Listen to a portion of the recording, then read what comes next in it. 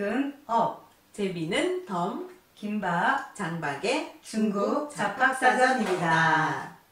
자, 오늘은 중국 잡학사전 세 번째 시간이네요. 네, 저희는 앞으로 더욱더 다양하고 재미있는 주제들로 찾아뵐 테니까 여러분 계속 지켜봐 주세요. 네, 맞습니다. 자, 그럼 오늘 어떤 이야기를 한번 나눠볼까요? 네, 자, 오늘은 제가 준비한 소품 알아맞혀 보세요. 모택동과 붉은색, 공산당이 아닐까요? 맞습니다. 네. 오늘은 중국의 공산당에 대해서 알아보도록 하겠습니다. 네. 사실 중국의 정치, 경제, 문화, 사회 문제 전반적인 이해를 하기 위해서는 중국 공산당에 대한 이해가 먼저 필요합니다. 네, 맞습니다. 네, 특히 이게 공산당의 구조 이런 네. 걸 좀 알아봐야 되는데요. 예. 대부분의 국가들은 일당제, 양당제, 다당제를 취하고 있죠. 네네. 그런데 중국은 일당 지도 하에 다당 합당제를 실시하고 있습니다. 일당이라 하면은 공산당을 지칭할 것이고요. 네. 다당 합당제, 다당은 그럼 어떤 당들을 이야기하나요? 네, 중국에는 8개의 군소정당들이 있는데요. 네. 중국민주동맹, 농공민주당, 기타 자막을 참고하시면 되겠습니다. 네. 예, 이 공산당이 이끌고 다수당이 참여하는 세계적으로 유래를 찾아보기 힘든 제도입니다. 흔히들 공산당 일당 독재 체제로 알고 있는데 일당 제도, 다당 제도 아닌 중국 특색의 제도로 보시면 되겠습니다. 네네, 맞습니다. 중국 그 공산당 역사를 좀 살펴봤어요. 1921년 상해에서 진독수, 모택동, 리다쉐의 주도하에 이 공산당이 창당됐는데요. 벌써 100년이 됐습니다. 그렇게나 꽤 오랜 시간이 흘렀네요. 네네. 그러면 그때 주로 어떤 계층이 참여했나요? 당시에 그러니까 젊은 지식인들이 이제 주축이 됐고요. 학생, 노동자, 그리고 농민들이 참여를 했습니다. 당시에는 볼셰비키 혁명에 이렇게 영향을 받아서 5.4 운동이 중요한 계기가 되었는데요. 그때 이후로 이러한 공산주의, 봉건주의 타파, 제국주의 타파를 주장한 공산당 이념에 동참하는 많은 사람들이 대중적인 호응을 받기 시작을 했고요. 그리고 소비에트 그 연방과의 그런 연대를 강화했고 두 차례의 그런 내전을 통해서 중국 본토 지배권을 확보하게 됐습니다. 이 중국 공산당은 마르크스 레닌주의, 마오쩌둥주의를 문화대혁명까지 충분히 실행했습니다. 네네. 그리고 덩샤오핑 집권 이후로는 이 계급투쟁의 종결을 선포하고 네. 개혁개방 노선을 추진하였는데요. 네. 그 결과 세계에서 찾아보기 힘든 고속의 경제성장을 이루어냈습니다. 네, 맞습니다. 네, 1992년에는 우리나라와 수교를 맺었고요. 네. 2001년에는 WTO에 가입을 해서 네. 이 국제적으로 큰 위상을 떨치고 지금 현재는 미국과 어깨를 나란히 그렇죠. 하는 G2 국가로 네, 구성했죠. G2 국가로 예. 구상했습니다. 네. 그리고 2015년에는 한중 FTA를 체결해서 우리나라 제1의 수출국으로서 우리나라와 더욱 밀접한 경제 무역 관계를 이어오고 있습니다. 예. 그 성경 중에 그 시작은 미약하였으나 네. 나중은 창달이라 그 말처럼 중국 공산당이 초창기에는 50여 명으로 시작됐는데 네. 지금은 뭐 9천만 명에 이르는 어마어마한 세계에서 가장 큰 정당으로 성장을 했지요. 네, 그렇습니다. 그러면 이 중국의 그 공산당에 대한 어떤 구조에 대해서 한번 우리가 이야기를 해볼까요? 네, 중국 공산당은 전국 대표대회, 중앙위원회, 네. 중앙정치국, 네. 중앙정치국, 상무위원회, 총서기 이렇게 피라미드식으로 구성되어 있습니다. 네, 그렇습니다. 중국 공산당의 최고 권력 기구는 전국 대표대회입니다. 네. 5년에 한 번씩 이제 개최를 하는데요. 시진핑이나 리커창 등 중국의 주요한 그런 지도자들이 이 회의에 참석을 하기도 합니다. 그래서 네. 중국의 주요 정책의 방향을 결정하기도 하고 여러 가지 문제들을 토의하는 그런 회의 자리를 갖지요. 네, 보통 몇 명 정도 참석하나요? 전체 당원이 9천만 명인데요. 전체가 다 참석하지 못하고요. 3천 명의 대표들이 참석합니다. 그래서 5년에 한 번씩 정기적으로 개최를 하고 혹시나 어떤 중요한 사안이 있을 때는 중앙위원회 요청과 전국 성급 그 지자체 그 가운데서 3분의 1의 요청이 있을 때는 그 임시회의를 개최하기도 하지요. 네. 최근에 2017년에 열렸죠? 네, 맞습니다. 네. 2017년에 열렸으니까 앞으로 2022년에 또 이제 열리겠죠. 아, 네, 그렇습니다. 이와 더불어 살펴봐야 할 조직으로는 중국 공산당 중앙정치국 상무위원회가 있습니다. 네. 이는 중국 정부와 중국 공산당 당 조직에서 사실상의 최고 권력기구이자 최고 의사결정 기관입니다. 그럼 그런 위원들은 어떻게 선출이 되나요?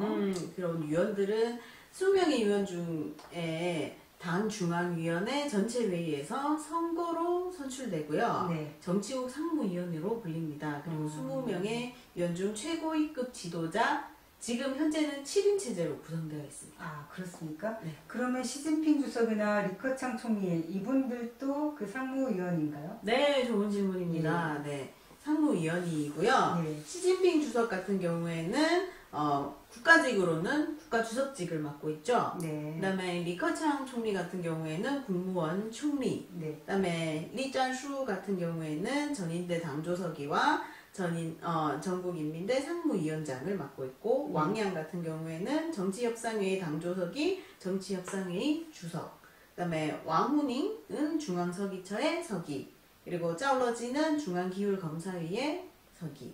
한정은 국무원 부총리. 이렇게 7명으로 구성됩니다. 네, 7명으로 정말 탑 오브 더 탑이네요. 네, 그렇죠. 예. 근데 보통 이렇게 중국 정치가들을 이야기하면은 뭐 태자당이다, 뭐 공산당이다, 뭐 그런 얘기를 하는데 네. 이런 계파가 나뉘어져 있는 걸 한번 저희들이 한번 이야기를 한번 나눠보겠습니다. 네. 시진핑 주석이 태자당 출신이죠? 예, 맞습니다. 시진핑 주석은 원로 그 정치가인 시중신 부주석의 그런 아들이죠. 네. 이렇게 그 원로 그런 정치가들의 그 아들, 자녀들로 그 구성되어 있는 그런 세력들을 태자당이라고 보통 이야기를 네. 하고요. 그 상해방이 있는데 이거는 강택민이 집권 당시에 중앙정계에 진출한 상해시 출신의 그런 정치가들을 일컫습니다. 네. 그리고 또 하나는 공천단 출신이라고 일컬어지는 그런 부류가 있는데요. 공산주의 청년당을 줄여서 공천당이라고 이야기를 하는데 14세에서 28세에 해당되는 젊은 엘리트들이 소속되어 있는 그런 집단입니다. 이런 부류에서 탄생된 그런 정치가들을 공청단 출신이다라고 이야기를 하는데요. 네. 근데 사실 이렇게 편의상 분류를 하긴 하는데 이것들이 좀 혼재가 되어 있어서 의미가 명확하게 구분하기는 쉽지가 않습니다. 네, 그렇죠. 네. 태자당 출신이면서 뭐 상해방에 갈 때 있거나 뭐 공청단이면서 뭐 태자당 이런 사람들도 있죠. 네, 맞습니다. 네. 공산당에 대해서 좀 더 구체적으로 알아보면요. 지난 시간에 잠깐 언급드렸다시피 공산당의 당기는 붉은 바탕에 낫과 망치가 교차되었으며 표어는 요거예요. 웨이런민푸라고 인민을 위해 복무한다. 예, 예. 보이십니까? 왜 이런 민포? 네, 그렇습니다. 상징색은 역시나 붉은색이죠. 근데 중국 사람들은 왜 이렇게 붉은색을 선호하나요? 네, 저도 궁금해서 찾아봤는데 보통 3가지로 요약이 되더라고요. 네. 첫 번째는 이 붉은색이 부와 특권의 상징이라고 합니다. 네. 두 번째는 귀신 쫓는 색, 벽사의 색이라고 하고요. 네. 세 번째는 역사적으로 그 유래를 찾아볼 수가 있는데 예. 한나라 구조인 유방이 원래 건달 출신이지 않습니까? 네네. 이게 스스로 황제가 되고 나서 이 정권의 당위성을 위해서 본인은 붉은 황제의 아들이라고 불렀다고 해요. 붉은 황제의 아들. 네네. 예. 네, 그리고 그 이후로 이 붉은색을 좀 더 사람들이 선호하게 되었다라고 합니다. 예. 네. 재미난 그런 유래네요. 네, 그렇습니다. 그리고 공산당에 대해서 좀 더 살펴보면 공산당의 이념으로는 공산주의, 마르크스 레닌주의, 마오쩌둥 사상, 중국 특색의 사회주의, 중국 민족주의 이런 내용이 있습니다. 그러면은 공산당 당원이 되려면 어떻게 해야 되나요? 첫 번째 조건이 우수한 인재여야 합니다. 그렇겠죠? 네, 우수한 인재여야 하고요. 예. 그래서 입당 절차가 비교적 엄격합니다. 능력이 검증된 사람만이 공산당 원이 될 수가 있는데요. 네. 일부에서는 이런 점을 좀 비판적인 시각으로 바라보기도 합니다. 그렇지만 중국인들은 공산당원이 되는 것을 굉장히 영예로운 일로 여기고 있어요. 그렇죠. 제 친구의 경우를 보면은 그 친구도 역시 공산당에 입당하고 싶어서 일단 신청을 했더라고요. 네. 신청을 한다고 해서 모두가 다 당원으로 받아들여지는 건 아니고 3년 동안의 그런 그 검증 그런 기간이 필요합니다. 그 친구가 재직한 그 회사의 그런 어떤 능력, 회사 재직 시의 능력이나 대인관계 등이 좋은지 그런 부분에 대해서 그 학습을 꾸준히 3년 동안 이렇게 꾸준히 이루어지고 있고요. 네. 그리고 당원과 그리고 비당원으로 이루어진 그런 회의에서 최종적으로 이 사람이 정말로 공산당원이 될 수 있는 자격이 갖춰졌는지 결정을 하고요. 그리고 나서 그걸로 끝나는 게 아니라 해마다 그 지난 1년 동안의 실적을 다시 한번 검증을 받는 그런 끊임없는 그런 검증 절차를 거치고 있습니다. 네, 여러분 오늘 저희가 너무 거창한 주제를 잡아서 수박 겉핥기식으로 찾아봤는데요. 우선 오늘 개략적으로 짚어보고 앞으로 필요한 내용들을 좀 더 차근차근 단계적으로 알아보려고 합니다. 네, 맞습니다. 공산당에 대해서 이야기를 하려고 하면 정말 며칠을 해도 부족할 겁니다. 정말 한 달 해도 모자라죠? 방대하죠. 예. 네, 최근에 그 중국 공산당이 직면해 있는 그런 문제들이 참 많이 있습니다. 네. 예. 뭐 인권 문제, 뭐 종교 문제, 뭐 정경유착, 뭐 부정부패 네, 문제들 그렇죠. 이런 굉장히 산적되는 그런 문제들이 많이 있는데요. 지도부에서 어떻게 이 문제를 헤쳐나갈지 귀추가 주목되는 그런 부분입니다. 네. 여러분들도 사회 문제에 대해서 관심이 있다면 이 부분에 대해서 좀 더 관심을 가지고 지켜보셨으면 하고요.